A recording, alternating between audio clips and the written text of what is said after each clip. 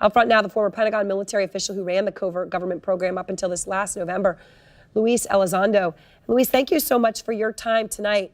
I mean, first, tell us what the purpose of the program was and why it was so secretive. Sure. The purpose of the program, Advanced Aerospace Threat Identification Program, was really designed to do just that. From a national security perspective, identify those things that we see, whether we see them electro-optically, we see them with radar, we see them as eyewitness reports, through a myriad of different ways and avenues that we receive the information, and try to ascertain and determine if that information is a potential threat to national security, in a nutshell. So what did you find?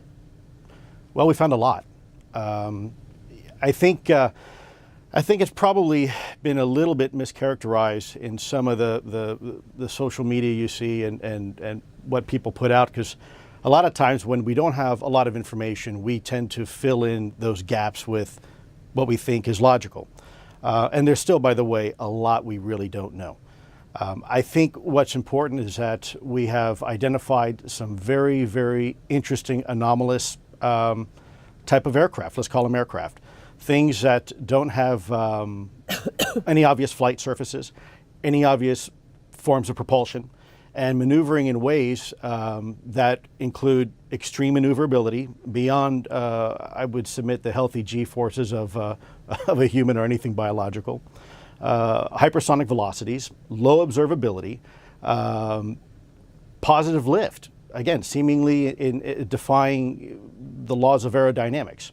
So people are talking. So do you think, I mean, I know, but do you believe, when you get that Navy pilot saying what he said, do you think that was, a UFO, to obviously I don't have any other word to use, or that or something else? Sure, that's a great question. Keeping in mind, it's not just the pilot's testimony on an observation. Sure, when someone comes to you who's in charge of a multi-million-dollar weapon platform, who maintains a top secret security clearance, who is paid and trusted by this country to go fight wars and to fly over cities with live munitions, and by the way, they're trained observers with millions of dollars invested in their training. Yep. I would submit to you it's pretty compelling. But on top of that, it's not just the eyewitness testimony. It is actual electro-optical data and radar returns. It's also people like radar operators and air traffic controllers. So I think the discussion should be maybe a little bit broader than that. I think people are focusing just on 2 videos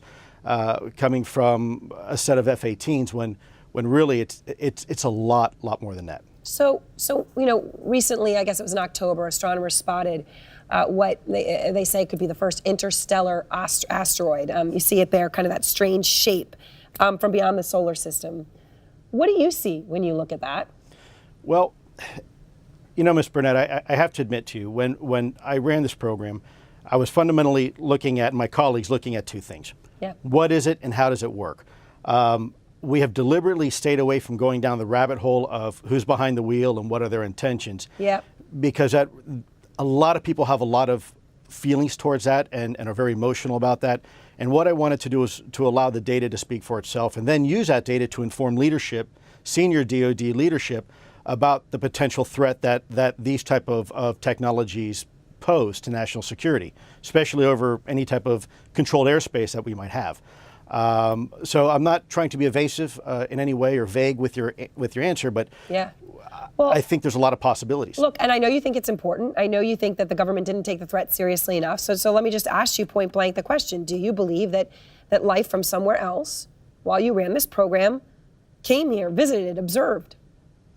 I will tell you unequivocally that through the observation, scientific methodologies that were applied to look at this phenomena, that these aircraft, we'll call them aircraft, are displaying characteristics that are not currently within the U.S. inventory, nor in any foreign inventory that we are aware of.